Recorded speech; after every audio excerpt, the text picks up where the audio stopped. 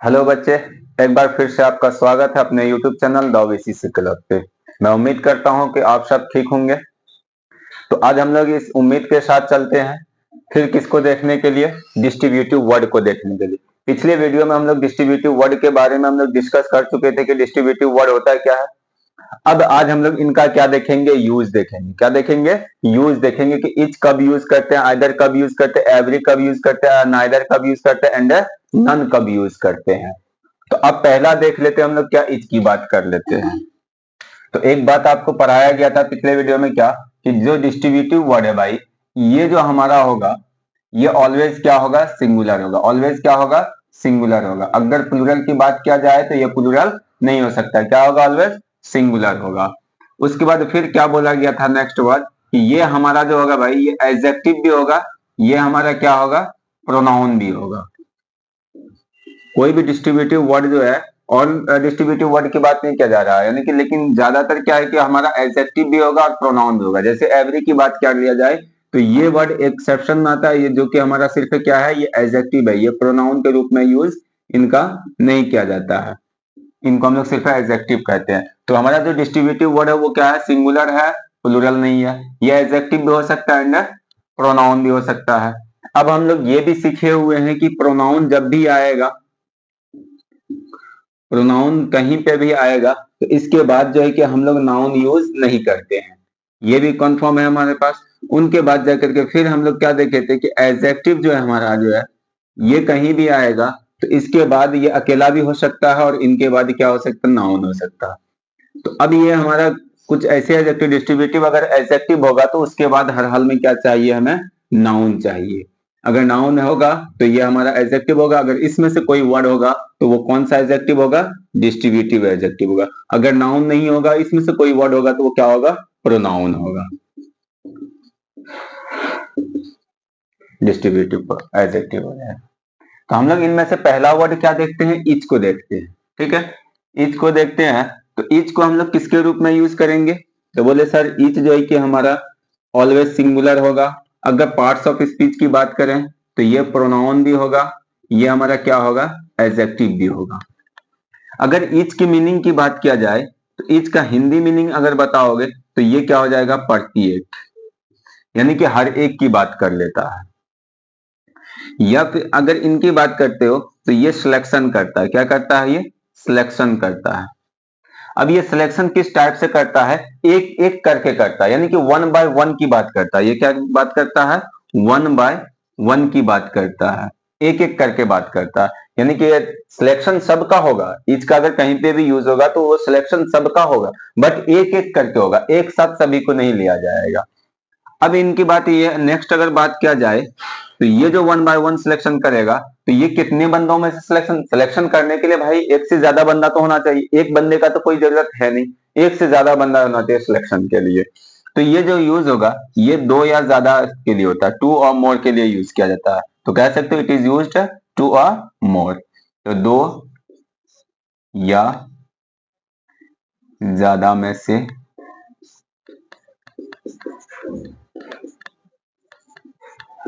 हर एक। आसन भाई, या अगर इसके इंग्लिश की बात किया जाए तो कह सकते हो टू और, डायरेक्ट टू और मोर लिख डालो, काम खत्म है, ज्यादा लिखने की जरूरत है नहीं। तो क्या देखिए, इच क्या है, सिंगुलर है, प्रोनाउन भी है, एडजेक्टिव भी है। नंबर में ये क्या है, सिंगुलर है। पार्ट्स ऑफ स्पीच में क्या है, प्रोनाउन है और एडजेक्टिव भी है। इच का मीनिंग क्या होता है, प्रत्येक या हर एक कह देते हो। इच क्या करता है, सिलेक्शन करने का काम करता है। कैसे सिलेक्शन करता है, वन बाय वन सिलेक्शन करता है। फिर क्या देखिए कि इच किसके लिए यूज होता है, दो या ज्यादा में से हर एक के लिए यूज होता है, दो या ज्यादा में से हर एक को ये शो करेगा। और या कह सकते हो टू और मोर के लिए यूज होगा। अब इनका हम लोग देखेंगे क्या स्ट्रक्चर, इनका क्या देखेंगे, स्ट्रक्चर किसके रूप में। पहले हम लोग इसका स्ट्रक्चर देख लेते हैं प्रोनाउन के रूप में। किनके रूप में, प्रोनाउन के रूप में। तो यहाँ पे अब जो ईच बनेगा हमारा हेडिंग, तो कह सकते हो ईच हमारा क्या है, प्रोनाउन है।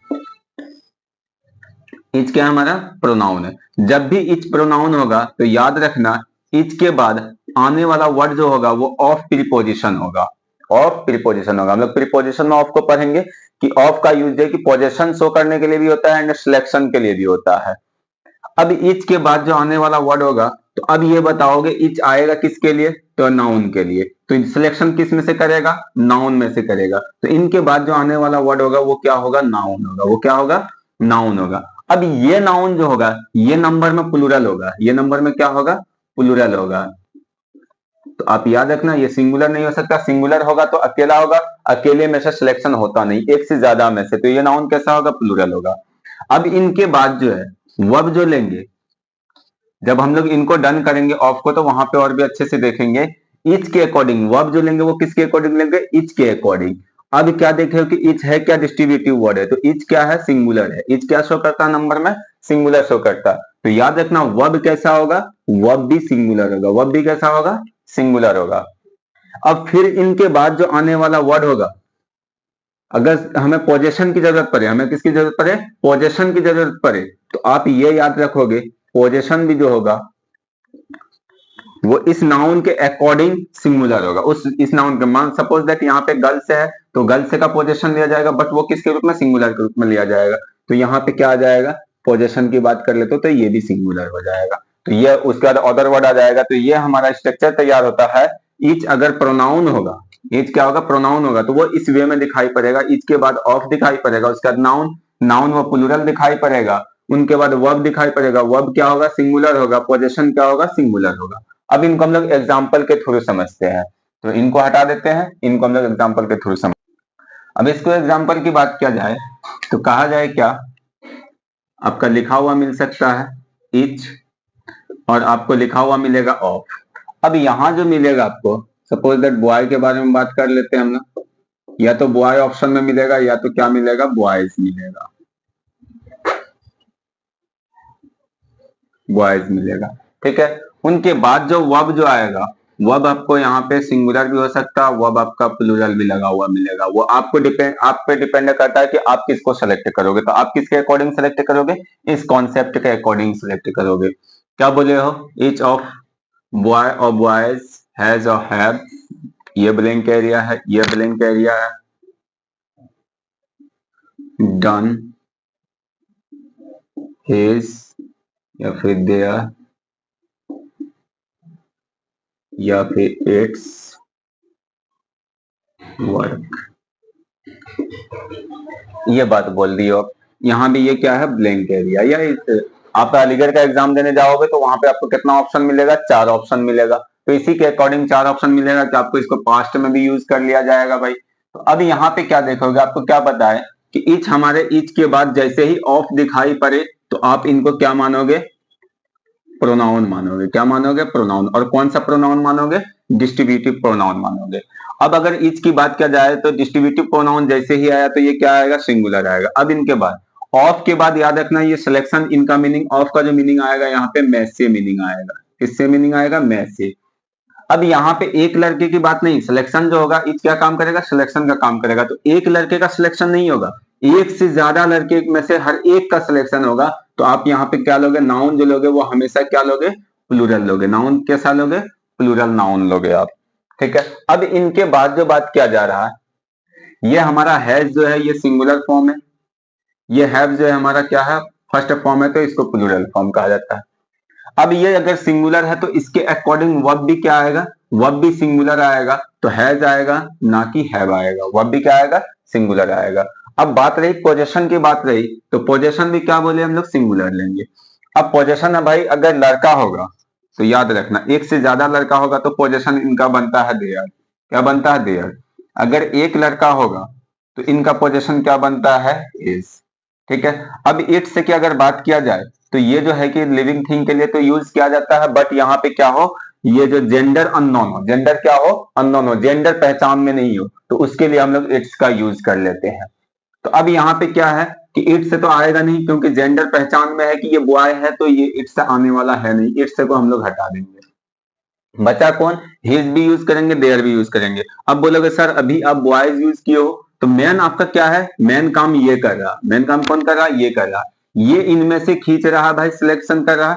फिर इसके अकॉर्डिंग यहाँ पे अब काम होगा, तो आप क्या लगाओगे, सिंगुलर लगाओगे, ना कि प्लूरल लगाओगे, क्योंकि आपका मेन काम ये करेगा, ये नहीं। इनमें से सिलेक्शन हो रहा, आप किसी में से ले रहे हो, आप डब्बा रखा हुआ है, उसमें से अगर कोई चीज उठा रहे हो तो वो डब्बा तो रखा हुआ, उनमें काम कौन करे, आप करे। तो आप उसमें से अगर ले रहे हो तो भाई मेन काम आप कर रहे हो। तो वही ईच कर रहा है कि यहाँ बॉयज जो है कि वो डब्बे में रखा हुआ है, उसमें से वो ईच क्या करता है, खींचने की कोशिश करता है। तो काम कौन कर रहा है, ईच। तो ईच के अकॉर्डिंग ही सब काम होगा ना, तो यहाँ पे क्या लगेगा, हीज लगेगा। तो अब ये ईच क्या बना भाई, हमारा क्या बना, ये प्रोनाउन बना। कौन सा प्रोनाउन बना, डिस्ट्रीब्यूटिव प्रोनाउन बना।